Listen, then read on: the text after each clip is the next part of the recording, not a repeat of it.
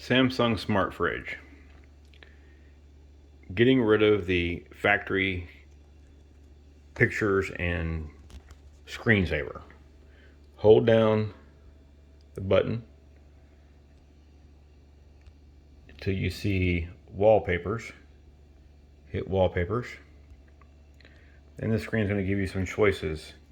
Cover screen or home screen. You're looking for the cover screen. From the factory, with the update, they're going to give you the album that's going to look like this and will be the 20 factory pictures. You can upload pictures to your fridge and then choose another album.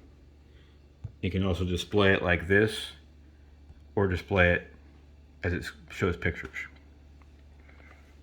At that point, you can either shuffle and it will grab any of them, or you can use factory artwork, and there's all kinds of different artwork. Either way you choose it, you can do the weather, whatever you decide to choose. You also have different weather formats. This is the screen that it goes into once it goes into screensaver, and you hit apply. Once you're there and the screen goes into its screensaver, then it will start the pictures, but it will be either your pictures, the artwork, the weather, whatever you decide at that point. You can also save videos to that play automatically, much like this one here, by pressing the button.